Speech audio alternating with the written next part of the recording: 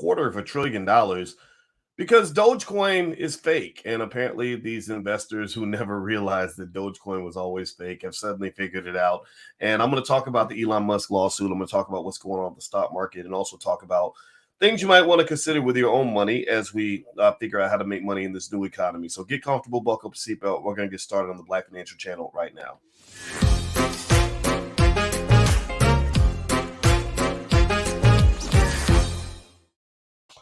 Hey everybody, how you doing? Welcome to the Black Financial Channel. That's theblackfinancialchannel.com. My name is Dr. Boyce Watkins. I'm your friendly neighborhood finance professor. On the Black Financial Channel, we talk about black wealth and black economics every day, sometimes as much as 10 times a day under one condition. The condition is that we are black first. Black first means we put our community at the top of our priority list. Black first means we are closing the racial wealth gap. Black first means we educate our kids. Black first means that we put our children ahead of the curve economically. Black first means we prepare for the future. If you agree with this philosophy, put a hashtag B and the number one in the chat, hashtag B1. So I want to say hello, Tawana and Miss Tamika and Nathaniel Lockridge and Tim Wright and Super Arizona and everybody on Instagram. What's going on? My Instagram is The Real Boyce Watkins. And feel free to check out boycewatkins.com by hitting the link in the bio. There's lots of free resources on how to become a better investor. Now, let's get started. How many of you, give me a yes or no in the chat, how many of you are aware that Elon Musk is getting sued for an ungodly sum of money right now? How many of you heard about this lawsuit? Give me a yes or no. Elon Musk is being sued right now for a whopping $258 billion. So I guess this guy says, I'm going to take you for everything you got because you pissed me off and I'm mad at you. And you tricked me, you fooled me, you got me to invest in something that wasn't good. And the guy probably lost a lot of money. The plaintiff in the lawsuit is a guy named Keith Johnson in New York, who's accusing Musk and his companies Tesla and SpaceX of running a pyramid scheme to inflate the price of the cryptocurrency. The lawsuit added that defendants falsely and deceptively claimed that Dogecoin is a legitimate investment when it has no value at all. According to the lawsuit, since defendant Musk and his corporations SpaceX and Tesla began purchasing, developing, investing, promoting, supporting, and operating Dogecoin in 2019, plaintiff and the class have lost approximately $86 billion in what is called a crypto pyramid scheme. The lawsuit also details Musk's tweets and videos on Dogecoin over the years. The lawsuit highlights how Musk referred to himself as the Doge Father while promoting his appearance on SNL in April 2021. Johnson, who is referred to in the lawsuit as an American citizen who was defrauded out of money by defendants Dogecoin crypto pyramid scheme, is suing for $86 billion in damages, representing the drop in the cryptocurrency's value, asking to triple those losses with an additional $172 billion. All right, so let me start off by asking you guys a question. How many of you believe that this lawsuit has merit? If you were the judge in this lawsuit, how many of you would say, yeah, this is, you got a good suit here. We need to go ahead and we need to go ahead and pass this thing through because justice was not served. How many of you, give me a yes or no? Yes, if you support the plaintiff, if you support the person who filed the suit. No, if you think it's a bunch of BS. No, if you think he should have known better. No, if you think this has no merit. Okay, I see zero merit. We don't have enough facts yet. Okay. All right. Yes. Hameen says yes. Okay. I see no merit. Okay. First thing I want to say about this that's really interesting is Elon Musk. Elon Musk probably has a ton of lawsuits against him all the time, every day, no matter what. One of the things that we talk about when we talk about protecting your wealth is that once you get a lot of wealth, people are going to sue you just because. Will Smith once talked about how he keeps 8 lawyers on retainer just because people are always suing him for anything. Like I looked at the color of your grass on your lawn and it made my stomach hurt, and so now I'm suing you. I slipped on the sidewalk in front of your house, so it's your fault that I walked by your house and slipped on the sidewalk, right? So this does happen. Just because a lawsuit's filed doesn't mean that it has merit. It doesn't mean it's going to win. But one of the things that's really interesting about this is that this is predictable.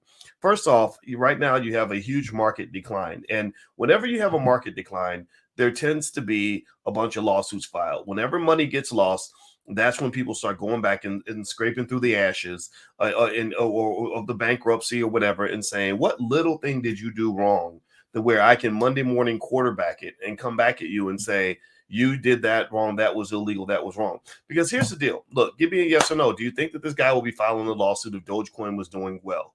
Give me a yes or no. If Dogecoin had gone up, say, remember everybody thought Dogecoin was going to $1. I don't know. I don't think it ever reached $1. I think they were hoping it would go to $1. What if Dogecoin had reached $3? and he was sitting on swole, sitting on sitting on 1.5 million, buying, trying to buy himself a private jet or something. What do you think that he would have filed that lawsuit if Dogecoin had taken off instead of gone down? Give me a yes or no. No, he wouldn't have, right? No, the law, there wouldn't be a lawsuit. They'd be like, yeah, hooray for Dogecoin. Dogecoin is the best, man. I love me some Dogecoin.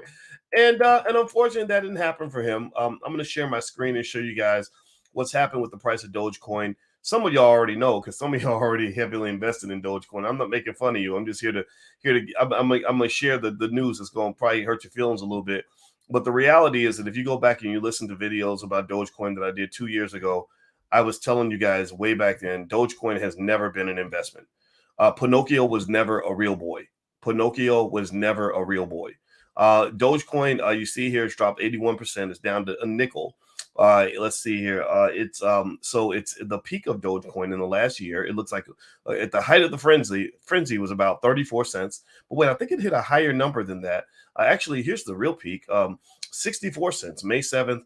2021. And here's the crazy thing. If you started investing in Dogecoin way back here, you could have actually made some money, right? You go back to January 29th, 2021. If you bought it at 2 cents, well, now you can sell it for a nickel. That's not a terrible investment, right?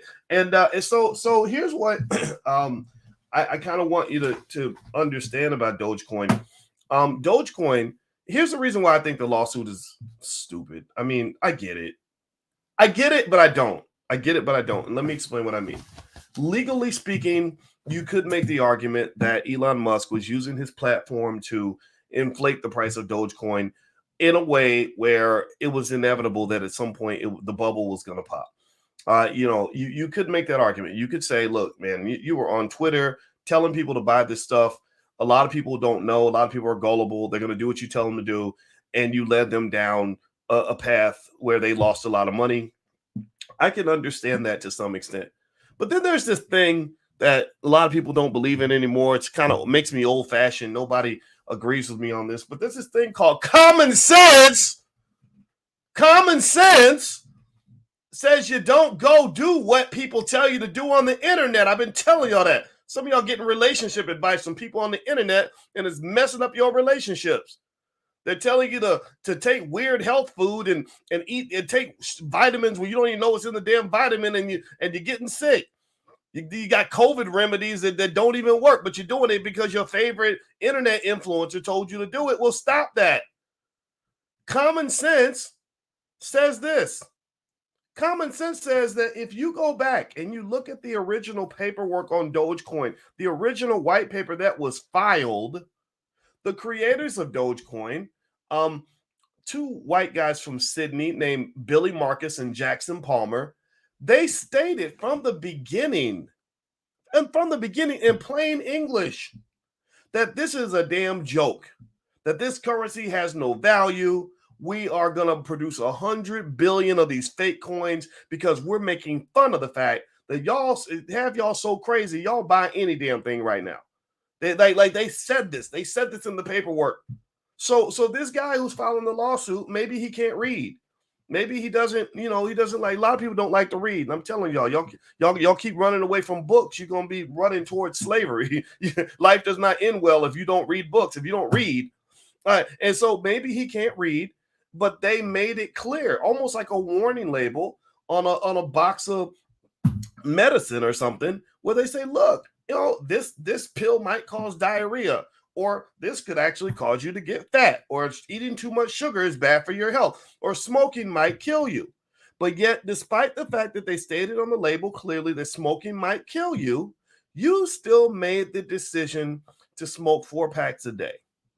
So I'm the guy who says, yeah, I get it. I understand how the courts assume that you're so stupid that you're going to just do what somebody tells you to do. But as a free-thinking person, I'm a person who says, it was on the label and you knew what you were getting into. And I assume that you know how to read. So the consequences belong to you. So as far as this lawsuit goes, I'm not with it. I don't support it. I don't, I think it's kind of silly and frivolous. At the same time, I think that there is a reality that an Elon Musk has to acknowledge, that he does have a lot of influence over people. When Elon talks, people listen. And so for Musk to act like he had nothing to do with what other people do, I think that's a little bit disingenuous. So, for example, I'm kind of an internet influencer. You know, I ain't hot shit or nothing, but I got about 1 million subscribers total on different YouTube channels, and I know that people listen to me because I got doctor in front of my name. That's because I have a real PhD. You can go look it up on the internet, and I'm an expert on financial stuff. And so I know that when I open my mouth, there are people that are going to hear what I say, and they're going to apply some of that. So, and that's just a reality. But at the same time, if you follow this platform, you'll know that for many years I've always told you, hear what I have to say. Let me influence you because I do know some things.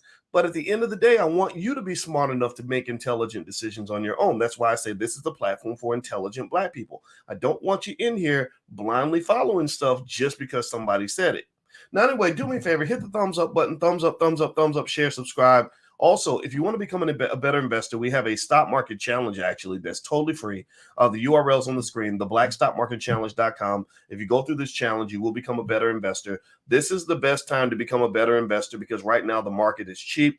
Right now there are great opportunities everywhere. Right now there's a lot of money to be made. I just had a dream last night. It was really weird. I was hanging out with Warren Buffett for about an hour, and it was 1998. And in the dream, I saw Wilt Chamberlain and Kareem Abdul-Jabbar. We were talking about Oprah Winfrey. I asked some questions about Bill Gates, and we also did the long jump. And we were running. We did a lot of running. And I think it's because I need to go running because I'm getting kind of fat. Also, I think it's because I just saw a picture of Wilt Chamberlain. I think Wilt has a son that plays for the Golden State Warriors or something. Wilt has probably a lot of sons because I think Wilt has a lot of sex with a lot of women. But anyway, so in the spirit of my dream about Warren Buffett, I would encourage you to jump into the Black Stock Market Challenge. It's easy, it's free, it'll make you a better investor. The URL is right there on the screen. All right, so let me jump into a little bit more on this lawsuit with Elon Musk and over this Dogecoin thing. So let's just start with that general premise.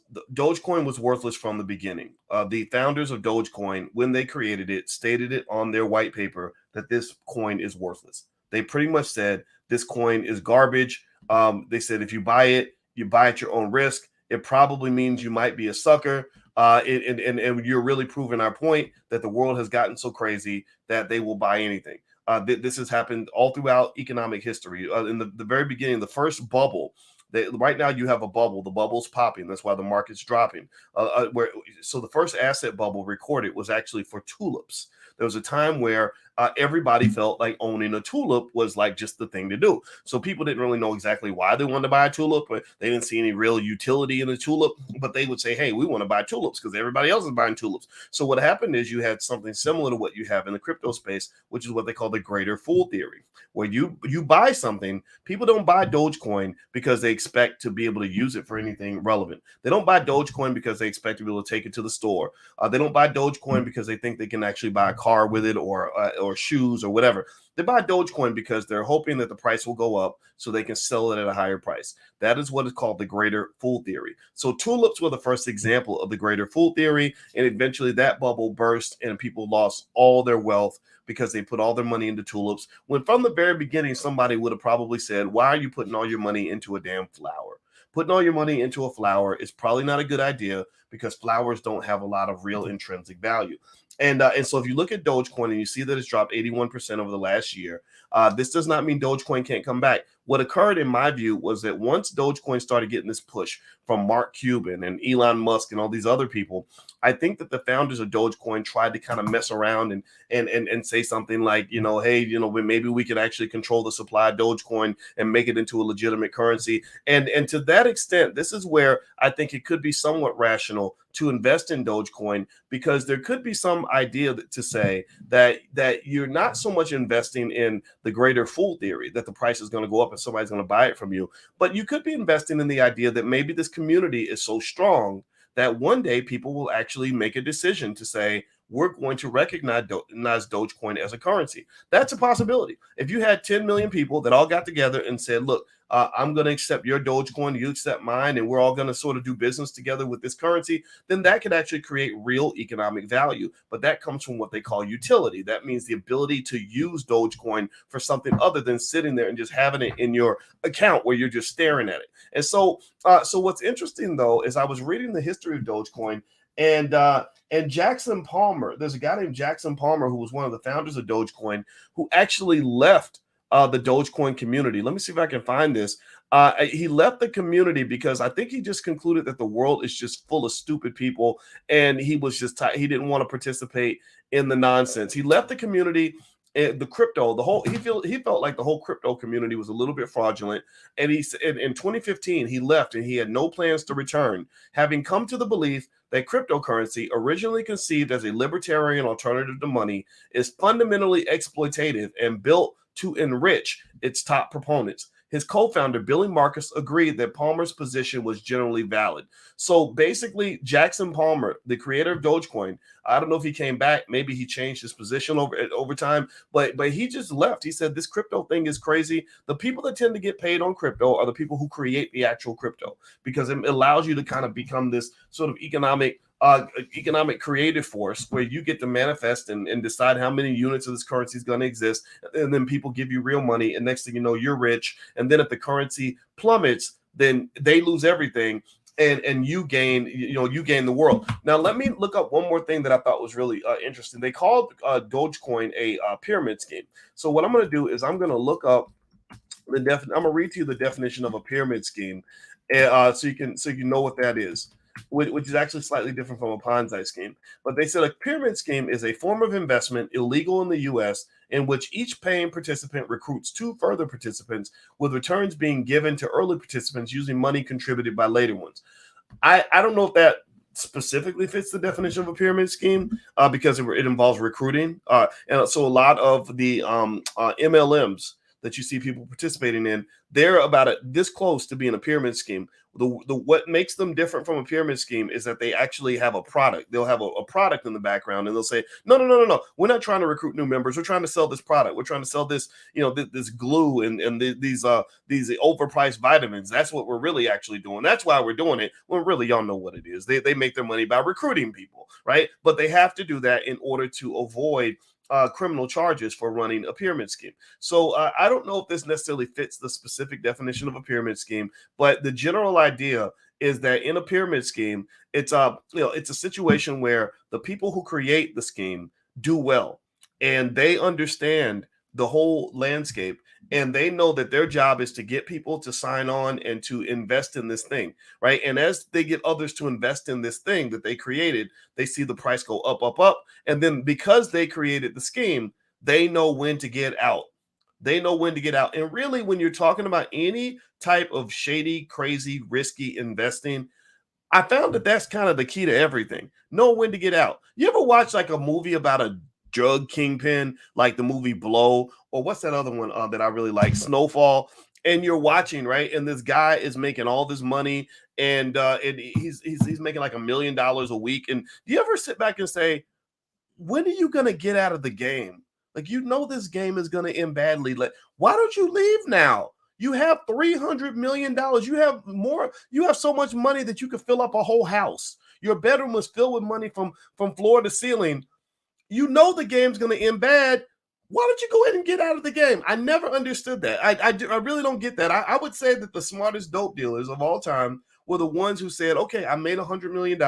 Now I'm going to go legit as quick as possible because I know that this is not going to end well. I guess maybe it's the financial addiction. Maybe it's the sense of invincibility. I'll never get caught because I'm too smart. Yeah. You're not the first person to say that. But generally speaking, that seems to be kind of the issue with the pyramid scheme. So what I would say to you is this. Look, I'm not telling you to go out here and create or participate in a Ponzi scheme or recruit other people for any of these things. I'm not telling you to do any of that. Some of y'all may be involved with some of these things. I see blessing looms going through where they'll write this whole long message, like using all this language of Black empowerment to convince you to participate in a loom. Even though a loom is technically a pyramid scheme. And I get it. If you want to participate, I think that's fine. But I would say whether you participate or not, I would encourage you to know when to get out of the game. Like, get out of the game, because eventually those games always come to an end. They come down crashing and burning, and people lose a lot of money. And that's when people get sued. That's when people get arrested. That's when bad things start to happen. Typically, these lawsuits occur after somebody loses a lot of money. So a lot of the people who believed in Elon Musk, who were buying Dogecoin because he loved it, who were caught up in the frenzy, They're just mad because they got out of the game too late. The smart investors left a long time ago. They sold Dogecoin when it hit 30 cents. They said, my Lord Jesus, I bought this for a penny and it's now worth 30 cents. I ain't got to be greedy. I'm not waiting for $1. That's for the suckers on Reddit. That's for the people who are sitting around on these online forums really getting caught up in this whole. Remember, one of the things that blew Dogecoin up was there was a whole TikTok campaign on Dogecoin to $1, Doge for $1. So people started believing that stuff. Right, and it's same thing with these Wall Street apes, or they call them games and AMC apes. Right? I don't want to be a fucking ape. I'm not. You're not a monkey. Be intelligent. Apes are stupid. Apes just grunt and follow the crowd. No, I don't want to be an AMC ape. If you're gonna invest, if you're gonna get in there and get paid, well then get paid and leave. Right, leave the building before the party crashes. Because once the party is over, once the liquor stops flowing, the music stops playing, that's when everybody gets arrested. That's when people die from alcohol poisoning. That's when you find the dead bodies in the attic and you got to explain what happened at the party. But if you say, hey, I was in there and I had a good time till about 10 o'clock. And then I have evidence to show that me and my buddy got in the car and left and went home, the police are not going to come to your house. So ultimately, I think with this particular thing, what you're seeing is you're seeing the after party right now. You're seeing the after effects of this, what Alan Greenspan referred to as irrational exuberance. Alan Greenspan was a former chairman of the Federal Reserve who was seen as a genius back in the 1990s because he got the economy humming during the Bill Clinton administration. Everybody thought he was super smart. Then they found out that bubbles pop. Bubbles always burst. And right now in the capitalist society you live in, you're just naturally going to see these ebbs and these flows. And so whenever you start seeing things getting crazy, whenever you start seeing people getting into a frenzy, when you start seeing people shaking the bones, rolling the dice, betting on anything, investing in everything, that's when you want to sit back and be careful. Warren Buffett always said it best. He said, you want to be greedy when others are fearful and fearful when others are greedy. So when everybody was greedy and everybody was feeling good, Warren Buffett sat back on $160 billion in cash that he refused to deploy because he said, I'm not putting my money at risk in the middle of all this nonsense. Now, I bet your last dollar, if you Google Warren Buffett right now, he is probably making major acquisitions of distressed companies that he can now buy on the cheap because these companies went flat after this bubble eventually burst. Okay, so that's kind of the dynamic of the market. That's kind of what I'm seeing. That's kind of how these things work. All right, guys, so do me a favor, hit the thumbs up button, thumbs up, share, subscribe. And also, if you want to educate your kids on wealth, don't forget we have great financial workbooks that you can take a look at. You can go to financialworkbooks.com or you can go to boycewatkins.com and you can find all that stuff over there. Lots of free stuff. So make sure you're working on your game. Make sure you're becoming a better investor. Just know that this too shall pass. In 2 years, you won't remember hardly any of this. So the goal is to do something right now so that 2, 3, 4 years down the line, you'll be doing better financially. Personally, right now, I'm buying a whole lot of stuff. So anyway, have a good day. It was wonderful speaking with you. Thank you for listening, and I will talk to you guys soon. Take care now. Peace.